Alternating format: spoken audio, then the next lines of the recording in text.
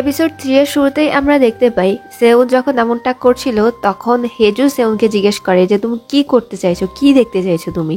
এরপরে হিজু সেউনকে দূরে সরিয়ে দেয় এবং হিজু একটা পেন এবং পেপার নিয়ে তাতে লিখে, তোমার অফিসে শুনলাম একটা দুর্ঘটনা হয়েছে, আসলে কি হয়েছে, ওই আততায়ী কি তোমার উপরেও অ্যাটাক করেছে? তখন সেউন বলে যে এরকমই কিছু একটা। এরপরে হিজু আবারও লেখে, তুমি কি ওই লোকটার জন্য আমাকে এভাবে দেখছো? আর তাছাড়া তুমি তো জানো যে ওই লোকটা আমাকে হার্ট করেছে, আমাকে তুলে নিয়ে যাওয়ার চেষ্টা করেছে, তারপরেও তুমি এই কাজটা আমার সঙ্গে করছো। তখন সেউন হিজুর দিকে তাকিয়ে থাকে এবং সে হিজুকে বলে যে এরকম কিছুই না। এই বলে সে হিজুকে ছেড়ে দেয়। অপরদিকে আমরা দেখতে পাই হিজুকে গ্লাস পড়ে যাওয়ায় সে গ্লাসের কাজগুলোকে তুলছিল। একটু পরে সেউন হিজুর কাছে আসে এবং বলে, তোমার ফোনটা একটু আমার কাছে এনে দাও। আর এখানে হিজু রেখে যাওয়া কাজগুলো সে তুলছিল এবং বলে যে একটা মানুষ এতটা ক্লামসি কি করে হতে পারে। একটু পরে যখন হিজু তার ফোনটা নিয়ে আসে তখন সেউন বলে যে ফোনটা আমার কাছে দাও, আমি দেখবো যে তোমার ফোনটা কেউ হ্যাক করছে নাকি। এরপরে সে হিজুর ফোনটা নিয়ে যায় আর হিজু রুমে আসে এবং নিজেকে বলে যে তাহলে কি সেউন আমার উপর সন্দেহ করছে। এই বলে সে তার সেই স্পাই ফোনটা বের করে এবং সেই ফোন থেকে সেই ছবিগুলোকে ডিলিট করে ফোনটা অফ করে সেখানেই রেখে দেয়। অন্যদিকে আমরা দেখতে পাই সেউনের মা বাবা ও হিজুর মা বাবা তার এক জায়গাতে গিয়েছিল। এখানে সেউনের বাবা এবং হিজুর বাবা একটা গেম খেলছিল। হিজুর মা তখন সেউনের মাকে বলে, আমার মনে হয় যে ওদের এই গেমটা অনেক বড় বোরিং, আমরা এখানে শুধু শুধুই এসেছি। সেউনের মা তো হিজুর মাকে পাত্তাই দিচ্ছিল না। হিজুর মা যখন সেউনের মাকে কফি দিতে যায় তখন ইচ্ছা করেই সেউনের মা সেখান থেকে উঠে চলে যেতে যায় এবং গরম কফি সেউনের মায়ের হাতে পড়ে যায় আর সে চেঁচিয়ে ওঠে। তখন সেউনের বাবা এখানে আসে এবং হিজুর মায়ের হাতে বরফ লাগিয়ে দিতে থাকে। আর এই জিনিসটা হিজুর বাবার কাছে অনেক বেশি অদ্ভুত লাগে। এদিকে আমরা একটা সাসপিসিয়াস লোককে দেখতে পাই যে কিনা তার কোনো বসের কাছে মেসেজ করে যে আপনি কি নিউজটা দেখেছেন, সেউনের অফিসের নিউজটা, কি বড় একটা ধামাকা হয়েছে ওর অফিসে। তারপরে ওই পাশের লোকটা আরো বলে যে এখন থেকে তুমি আর একা নও, আমরাও তোমার সঙ্গে আছি। এখানে মূলত এই লোকটা কোন একটা লোককে মাস্টার বলে সম্বোধন করছিল। অপরদিকে আমরা সেউনকে দেখতে পাই, সে হিজুর ফোনটা অফিসে নিয়ে আসে এবং সে এই ফোনটা নিজেই নিয়ে চেক করতে থাকে এবং এক পর্যায়ে গিয়ে সে মেসেজ অপশনে ঢুকে। সেখানে গিয়ে সে দেখতে পাই জিসাং এর মেসেজ। আর এখানে জিসাং হচ্ছে হিজুকে লাঞ্চের জন্য ইনভাইট করেছিল একটা রেস্টুরেন্টে, সেটাও সে দেখে নেয়। এর পরবর্তীতে আমাদেরকে দেখানো হয় জিসাংকে। সে যেই শোটাকে বের করতে যাচ্ছিল সে ব্যাপারেই সে মূলত ইউরি এবং আর বাকি সকল টিম মেম্বারদের সঙ্গে একটা মিটিং করছিল। এখানে আমরা জানতে পারি জিসাং হচ্ছে সাইকোলজি নিয়ে পড়াশোনা করেছে এবং সে হচ্ছে একজন ডক্টর। তখন ইউরি তাকে জিজ্ঞেস করে, আপনি ডক্টর হওয়ার সত্ত্বেও এন্টারটেনমেন্ট সাইডে কেন আসতে যাচ্ছেন, আর আপনি এরকম একটা ক্রাইম শো কেন তৈরি করতে যাচ্ছেন, এর কারণটা কি জানতে পারি? তখন জিসাং বলে যে হ্যাঁ জানতে পারেন। এর কারণ জানতে হলে আপনাকে যেতে হবে 20 বছর আগে। এখান থেকে আমাদেরকে জিসাং এর ফ্ল্যাশব্যাকে নিয়ে যাওয়া হয়। জিসাং এখানে বলে সে হচ্ছে অরফানেজ অর্থাৎ অনাথ। জিসাং বলে 20 বছর আগে আমি যে অনাথ আশ্রমে থাকতাম তার পাশে অনেক বড় একটা ডুপ্লেক্স বাড়ি ছিল, সেখানে আমি প্রায়ই যেতাম, দূর থেকে দেখতাম। একদিন আমি সেই বাড়িতে প্রবেশ করি এবং বাড়ির ভেতরটা অনেক সুন্দর ছিল, আমি ছবি দেখছিলাম। এক পর্যায়ে আমারই বয়সী একটা ছেলে সে বাসার ভিতরে প্রবেশ করে। ওই ছেলেটা ছিল ওই বাসারই ইয়াং মাস্টার। সে আসে এবং সে আমাকে কিছু না বলে আমার সঙ্গে বন্ধুত্ব করে নেয়। আমরা দুইজন অনেক ভালো বন্ধু হয়ে যাই। তার একটা রুম ছিল এবং সেই রুম ভরা অনেক টয়েস ছিল। আমরা দুইজন ওই রুমে গিয়ে অনেক খেলতাম। একদিন রাত হয়ে যায় এবং আমি ইয়াং মাস্টারের কাছে যাই। আমি গিয়ে যখন তার রুমে নক করি তখন দেখতে পাই সে তার টয় হাউসে নেই। আমি টয় হাউস থেকে ঘুরতেই দেখি এই কথা বলে এবং সিন কাট করে আমাদের বর্তমান অবস্থানে নিয়ে আসা হয়। সবাই জিসাং এর দিকে অবাক দৃষ্টিতে তাকিয়ে রয়েছে যে জিসাং কি দেখেছিল। তখন জিসাং বলে আজকের গল্পটা এখানেই থামাচ্ছি। তখন ইউরি বলে আপনি এভাবে চলে যেতে পারেন না, আপনি কি দেখেছিলেন, আপনি কি কোনো ঘোস্ট দেখেছিলেন? আর জিসাং কারো কোনো কথার উত্তর না দিয়ে এখান থেকে চলে যায়, বলে যে আমরা কাজের কথা পরে বলবো। অপরদিকে আমরা সেউনকে দেখতে পাই, সে এখানে যে রেস্টুরেন্টে হিজুকে নিয়ে যেতে চেয়েছিল জিসাং, ওই রেস্টুরেন্টের লোকেশনটা সে ইউরিকে মেসেজ করে এবং সে বলে তার টেবিল বুক করতে। অন্যদিকে আমাদেরকে দেখানো হয় হিজু এবং জিসাংকে। তারা রেস্টুরেন্টে আসে এবং তাদের খাবার অর্ডার দেয়। এক পর্যায়ে সেখানে ইউরি আসে। ইউরিকে দেখে তখন হিজু বলে তুমি এখানে? ইউরি বলে এখানে আমি একজন বসের সঙ্গে লাঞ্চ করতে আসছি। তখন জিসাং একটু কেমন করছিল। ইউরি বলে এরকম কিছুই না, বস অলরেডি ম্যারিড। তারপর ইউরি তার টেবিলে চলে যায়। একটু পরে সেখানে সেউন আসে। সেউনকে যখন হিজু দেখতে পায় তখন তো অবাক হয়ে যায়। ও সেউনের দিকে হা করে তাকিয়েছিল আর মনে মনে ভাবছিল এখানে কি করছে। সেউন এসে ইউরির টেবিলে না গিয়ে সে হেজুর দিকে তাকায় এবং হেজুর দিকে তাকিয়ে বলে, আরে হেজু, তুমি এখানে? এরপরে সিন কাট করে আমাদেরকে পার্কে দেখানো হয়। তাদের অফিসের পাশে ডাস্টবিন ছিল, সেখানেও আবার আগুন ধরে যায় এবং সে দেখতে পায় একজন সাসপিসিয়াস লোককে। সে লোকের পিছু করতে থাকে। তখন পার্ক সে লোকটাকে ধরে ফেলে। এখান থেকে সিন শিফটে আবার আমাদেরকে রেস্টুরেন্টে দেখানো হয়। এখানে যখন তাদের খাবারের অর্ডারটা চলে আসে তখন আমরা দেখতে পাই জিসাং হিজুকে অনেক সুন্দর করে খাবারগুলো কেটে কেটে সুন্দর করে গুছিয়ে হেজুকে নিজের প্লেটটা দিয়ে দেয় এবং বলে সি ফুড স্বাস্থ্যের জন্য অনেক বেশি ভালো। এরপরে আমরা দেখতে পাই হিজু এটা মজা করে খাচ্ছে। আর এই জিনিসটা দেখে তো সেউনের একটু রাগ হতে থাকে। সেউন তখন জিসাংকে বলে যে তুমি কি করে হিজুকে জানো? তখন ইউরি বলে ওরা তো কলেজ ফ্রেন্ড, ওরা অনেকদিন ধরে একে অপরকে চিনে। এরপরে ইউরি সেউনকে জিজ্ঞেস করে আপনি কি হিজুকে আগে থেকে চিনেন? কারণ এর আগে তো কোনোদিন আপনার মুখে হিজুর কথা শুনিনি। তখন সেউন বলে যে হ্যাঁ, আমি ওকে চিনি, কারণ আমাদের আমেরিকান এম্বাসি যখন এসেছিল তার ওয়াইফের সঙ্গে কমিউনিকেট করার জন্য আমি হিজুকে হায়ার করেছিলাম, সেখান থেকে আমি হিজুকে চিনি। এরপরে হিজু কাশতে শুরু করে। দুনিয়ার চোখে তো তারা স্বামী স্ত্রী না, কারণ তাদের ম্যারেজটা তো হাইড করে রাখা হয়েছে। এখানে হিজু জিসাংকে বলে যে সে একটু ওয়াশরুমে যাবে, সে ওয়াশরুমে চলে যায়। সেউন জিসাংকে জিজ্ঞেস করে তুমি কি করো, আর এত ভালো সাইন ল্যাঙ্গুয়েজ তুমি কি করে জানো?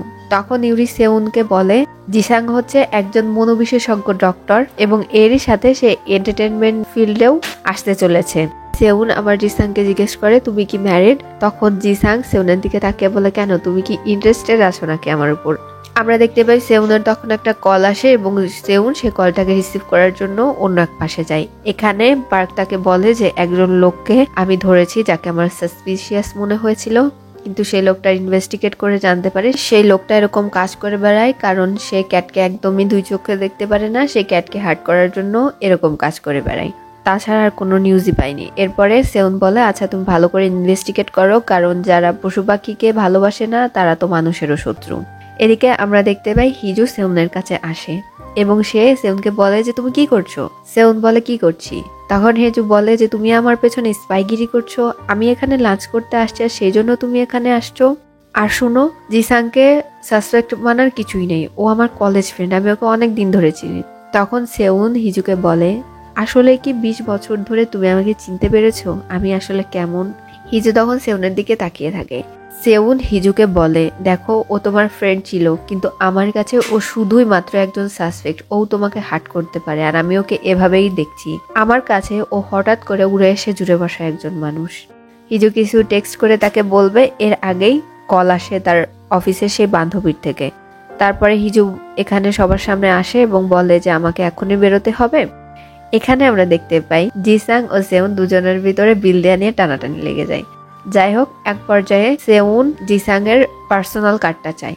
এখানে আমরা দেখতে পাই সেউন যখন তার অফিসে আসে তখন তার বান্ধবী তাকে একটা ফর্ম দেয় এবং বলে হিজু, এটা তোমার জন্য অনেক বড় একটা অপরচুনিটি। প্রেসিডেন্সিয়াল অফিস থেকে ইন্টারপ্রেটার হায়ার করছে। আমার মনে হয় এই জবটা তোমার জন্য পারফেক্ট। তোমার এই জবটার জন্য একদম পুরোপুরিভাবে প্রস্তুতি নেওয়া উচিত।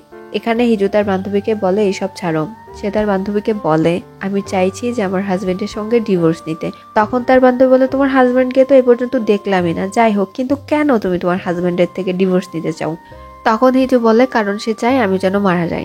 এরপরে তার বান্ধবী বলে কেন, এই কারণে তুমি ডিভোর্স নিতে চাও? হিজু বলে হ্যাঁ, এটাই একটা কারণ, আর এটাই একমাত্র কারণ হতে পারে ডিভোর্স নেওয়ার জন্য। এর থেকে ভালো আর কি কারণ হতে পারে? তখন তার বান্ধবী বলে আমি আমার এই ইন্টারপ্রিটার লাইফে দেখছি, কোর্টে তো আমি অহরহই যাই, যদি কোনো হাজব্যান্ড ওয়াইফ একসঙ্গে থাকতে না চায়, তাদের ভিতরে যদি এতটাই দূরত্ব চলে আসে, তাহলে তারা একে অপরের মরণ কামনা করে না এবং তারা একে অপরকে নিয়ে ভাবেও না। এখানে আমরা দেখতে পাই সেউন আবার পার্কের কাছে জিসাং এর কার্ডটা দেয় এবং ওর ব্যাপারে ইনভেস্টিগেট করতে বলে। পার্ক বলে যে আরে, একে তো আমি চিনি। তখন সেউন বলে কিভাবে? এরপরে সে জিসাং এর ইউটিউব চ্যানেল বের করে দেয় এবং সে বলে এই যে উনি তো একজন মনোবিশেষজ্ঞ, উনি তার ইউটিউবে ভিডিও ছাড়ে এবং সে ভালোই অ্যাক্টিভ। এরপরে সেউন জিসাং এর ভিডিও দেখে হাসাহাসি করতে থাকে। এদিকে আমরা সেউনকে দেখতে পাই, সে তার বান্ধবীর কথা ভাবছিল এবং সে তার গাড়িটা নিয়ে যখন বের হতে যায় ভুলবশত তার গাড়িটা পার্কিং লটে চলে যায় এবং তার অনেক বেশি ভয় করতে থাকে। হেজু মনে করে আবারও মনে হয় সে কোনো ঝামেলায় পড়তে চলেছে। যাই হোক, সে দেখতে পায় যে মূলত যে সিকিউরিটি ছিল তার ভুলের কারণে তার গাড়িটা পার্কিং লটে চলে গিয়েছিল। সে আবার তার ভুলটা শুধরে নেয় এবং হিজুকে সরি বলে। হিজু বাসায় আসে, তখন বাজে হচ্ছে 9:55। হিজুর 10টার সময় ফোন দেওয়ার টাইম চলে আসে। হিজু এখন বাসা থেকে বের হবার চেষ্টা করে। তখন বাসাতে সেউন আসে। সেউন বলে কোথায় যাচ্ছ? হিজু বলে যে আমি স্ট্রবেরি আর আইসক্রিম কিনতে যাচ্ছি। সেউন বলে অন্য কিছু কেনা লাগবে? হিজু বলে না। এরপরে সেউন তখন বের হয়ে যায় এবং বলে আমি এনে দিচ্ছি। এদিকে আমরা দেখতে পাই সেউন যখন বাসা থেকে নিচে নামে তখন হিজু সেউনকে ফোন দেয় সেই 406 নাম্বার থেকে। হিজু সেউনকে বলে দেখেছো তুমি আমার সঙ্গে ঠিক করে কথা না বলে তোমার অফিসে কি একটা কাণ্ড হলো। তখন সেউন বলে তুমি যাই করো আমি হিজুকে কখনোই ছাড়বো না। এখানে আমরা দেখতে পাই হিজু এবং সেউন সামনাসামনি। মূলত এটা হিজু কল্পনা করছিল। তখন হিজু বলে কেন, তুমি তো হিজুকে একদমই পছন্দ করো না, তুমি ওকে ছেড়ে দাও, ওকে ডিভোর্স দিয়ে দাও। এরপরে সেউন বলে তুমি যাই করে নাও না কেন হিজুকে আমি কখনোই ছাড়বো না। আর শুনো, আমি এখন তোমার সঙ্গে কথা বলতে পারছি না, কারণ হিজু কিছু জিনিসের জন্য ওয়েট করছে, আমাকে এখন যেতে হবে। এই কথা বলে সেউন তখন ফোনটাকে কাট করে দেয়। আর হিজু বলে হ্যাঁ, এই লোকের আবার কি হলো। এরপরেই আমরা দেখতে পাই সেউন হিজুর জন্য স্ন্যাক্স নিয়ে আসে। হিজু এগুলোকে খাচ্ছিল। তখন সেউন হিজুকে বলে যাই হয়ে যাক না কেন আমি কিন্তু তোমাকে কখনোই ছাড়বো না। তখন হিজু কাশতে শুরু করে এবং সেউনের দিকে তাকিয়ে থাকে। সেউন হিজুকে জানাই আমি তোমাকে এই কথাটা বলছি, যদি কোনো লোক তোমাকে মিসলিড করার চেষ্টা করে এবং আমার থেকে দূরে নেওয়ার চেষ্টা করে তাহলে কান খুলে শুনে রাখো, আমি তোমাকে কখনোই ছাড়বো না। তারপরে আমরা দেখতে পাই হিজু সেউনকে জিজ্ঞেস করে তুমি কেন তোমার পাশে আমাকে রাখতে চাও। সেউন হিজুকে বলে প্রিপেয়ার থাকতে, কারণ সেউনের অফিসে হিজুকে ইন্টারভিউ দিতে যাওয়ার জন্য। হিজু বলে দেখো আমি যদি তোমার অফিসের ইন্টারপ্রেটার হয়ে যাই তাহলে এখন তো শুধু আমাদের কান্ট্রির লোক কম বেশি আমাকে চিনে, আমার মুখ তখন সারা দুনিয়ার মানুষ চিনে যাবে, আর তুমি তো বলেছিলে যে সারাক্ষণ হিডেন থাকতে। তখন সেউন হেসে দেয় এবং বলে তুমি অনেক বেশি কনফিডেন্ট, তো তুমি কি করে শিওর হচ্ছ যে তুমি এই জবটা একবারেই পেয়ে যাবে। এবং হেজু লক্ষ্য করে সেউন হেজুর রুমে প্রবেশ করেছে। তখন হেজু দৌড়ে তার রুমে যায় এবং সে সেউনের দিকে তাকিয়েছিল। সেউন উঠে বলে ওয়ার্ড, আজ থেকে আমি এখানেই শুব, তোমার বেডে।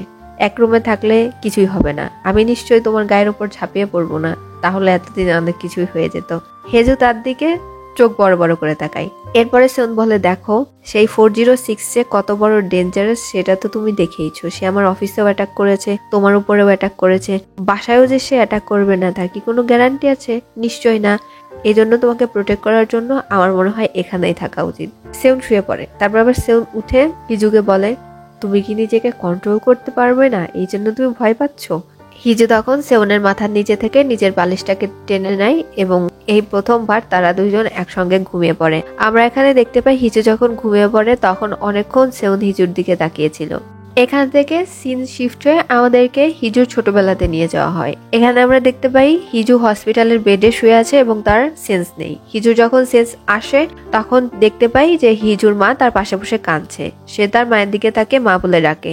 এরপরে হিজুর মা হিজুকে মারা শুরু করে এবং সে বলে তোমরা খেলতে খেলতে যে অ্যাক্সিডেন্টটা করেছিলে তাতে প্রেসিডেন্টের ছেলে মারা গিয়েছে, তার মেয়েও ইনজুর্ড হয়েছে, কিন্তু তোমার কিছুই হয় নাই। ডাক্তার বলছে তোমার তেমন কিছুই হয় নাই, কেন কেন তোমার কেন কিছু হলো না? হিজু মা মা বলে কান্না করতে থাকে। তখন হিজুর মা হিজুর মুখ চেপে ধরে এবং বলে শুনো, এটাই হচ্ছে আমাদের বড়লোক হওয়ার সুযোগ হিজু। আজকের পর থেকে তুমি একটা কথাও বলবে না, তুমি আজ থেকে বোবা। আর একটা কথাও যদি বলো তাহলে আমার থেকে খারাপ কেউ হবে না। তুমি যদি বোবা হয়ে যাও তাহলে মিস্টার হাংয়ের আমাদের উপর দয়া হবে, আর এইভাবেই মিস্টার হাংয়ের হাং হাউজে আমাদের জায়গা হবে, এভাবেই আমরা বড়লোক হতে পারবো। হিজু তখন অবাক হয়ে তার মার দিকে তাকায় এবং জিজ্ঞেস করে যে কতদিন আমাকে কথা না বলে থাকতে হবে। এই জিনিসটা হিজু নিজের স্বপ্ন দেখছিল। এরপরে আমাদেরকে দেখানো হয় সেউনকে। সেউন এখানে তার সেই সাংবাদিক বন্ধুর সঙ্গে সকার প্লে করছিল। সেউনের সেই সাংবাদিক বন্ধু তাকে জিজ্ঞেস করে তুমি যে তোমার যেই বন্ধুর কথা বলেছিলে তার ওয়াইফের নাকি এরকম পার্সোনাল ফটো কেউ একটা লোকটাকে পাঠিয়েছে, সেই বন্ধু কি তার ওয়াইফকে চেক করে দেখেছে যে অ্যাকচুয়ালি সত্যি নাকি আর তার বউ আবার অন্য কোনো লোকের সঙ্গে প্রেমে মজেছে নাকি? সেউন বলে যে এরকম কিছুই সে করে নাই, কারণ সে তার ওয়াইফকে অনেক বেশি ভালোবাসে। আর এখানে সাংবাদিকটা বলে লোকটা অনেক বেশি ডাম। অপরদিকে আমাদেরকে দেখানো হয় হিজুর বাবাকে। হিজুর বাবাকে নার্স নিয়ে হাঁটছিল। এই সময় তাকে পেছন থেকে কেউ ডাকলে সে শুনতে যায়। আর এখানে আমরা দেখতে পাই সেই লোকটাকে, যেই লোকটা কিনা হিজুকে তুলে নিয়ে যাচ্ছিল, সেই লোকটা এখানে আসে এবং হিজুর বাবার হুইল চেয়ারটা ধরে সে হাঁটতে থাকে। সে শিশি বাজাচ্ছিল। এক পর্যায়ে হিজুর বাবার ফোন থেকে তার ভিডিও কল আসে। হিজু তখন দেখে বলে, বাবা আমাকে ভিডিও কল করেছে। সে যখন ভিডিও কলটা রিসিভ করে তখন ওপাশ থেকে লোকটা বলছিল, বোন কেমন আছো? আর এইটা হচ্ছে সেই আসল 406। সেখানে হিজুকে বলে, তুমি আমার ফোনটা নিয়ে গিয়েছো এটা কিন্তু আমি জানি, এবং কি কারণে নিয়ে গিয়েছো সেটাও আমি জানি। সেই লোকটা হিজুকে বলে, তোমাকে আমার অনেক পছন্দ হয়েছে বোন, কারণ তোমার এবং আমার প্ল্যান একটাই, সেউনকে জ্বালানো। সেই লোকটা বলে, তোমার জন্য একটা জিনিস আছে। এই কথা বলে সে অনেকগুলো দাঁত টাইপের জিনিস হিজুকে দেখায়। হিজু ভাবে হয়তো তার বাবাকে সে হার্ট করছে। হিজুকে বলে, বোন আজকের মতো এখানেই শেষ। তাই বলে সে ফোনটা কেটে দেয়। হিজু তাড়াতাড়ি করে তার বাবার হসপিটালে চলে যায়। পুলিশ টাইপের লোকজনদেরকেও দেখতে পাই। তারা বলে যে তোমার বাবাকে খুঁজে পাচ্ছিল না এবং হসপিটাল থেকে আমাদেরকে খবর দেওয়া হয়, আমরা সেখানে এরকম কিছু ফেক টিপ পেয়েছি আর তোমার বাবা ঠিক আছে, সে ঘুমিয়ে পড়েছিল। এখানে সেই পুলিশরা হিজুকে ছেড়ে দিতে চায়। এখানে সেই পুলিশরা হিজুকে নিয়ে যাচ্ছিল। এক পর্যায়ে হিজুর অনেক বেশি সাফোকেশন হতে থাকে। হিজু বারবারই গাড়ির দরজা খোলার চেষ্টা করে। তারপরে সে পুলিশরা গাড়ি থামায়। হিজু তখন বাইরে বের হয়ে বসে পড়ে, সেখানে কান্নাকাটি করতে থাকে। এবং হিজুর তার মায়ের কথা মনে পড়ে, যে তার মা, সে কথা বলতে পারলেও তার মায়ের কারণে সে কথা বলতে পারে না। এরপরে এখন আবার নতুন একজন আইসে, তার জীবনে ঝামেলা হয়ে সেই 406। সে কোথায় যাবে? হিজু অনেক বেশি কান্নাকাটি করতে থাকে এবং তার মনে হতে থাকে যে এই দুনিয়ায় তার কেউই নাই। আর সেই পুলিশরা তাকে শান্ত হতে বলে। এক পর্যায়ে আমরা দেখতে পাই সেউন তার বডিগার্ডটা নিয়ে এদিকেই আসছে। সেউন যখন গাড়ি থেকে নেমে আসে তখন পুলিশরা তো তাকে দেখে অবাক, যে এত বড় একজন বিলিয়নিয়ার আমাদের এখানে আসছে। সেই পুলিশ অফিসার তাকে সালাম দেয়। এরপরে সেউন এখানে এগিয়ে আসে এবং বলে যে আপনাদেরকে কষ্ট করে আর কিছু করতে হবে না, আমি এখানে চলে আসছি, আমি ওকে নিয়ে যাচ্ছি। তখন সেই পুরুষ পুলিশ অফিসারটা জিজ্ঞেস করে যে আপনি ওনাকে নিয়ে যাবেন বুঝলাম, কিন্তু উনি আপনার কি হয়? তখন সেউন বলে যে উনি আমার একজন ফ্যামিলি মেম্বার। এরপরে সেই পুলিশ অফিসারটা তার দিকে তাকিয়েছিল। তখন সেউন হিজুকে তুলে তার পাশে দাঁড় করায় এবং সে বলে, কারণ উনি আমার ওয়াইফ হয়। এখানে হিজু সেউনের দিকে হাঁ করে তাকিয়েছিল। আর এখানেই 3rd এপিসোডটা শেষ হয়ে যায়। ভিডিওটা ভালো লাগলে সাথেই থাকবেন।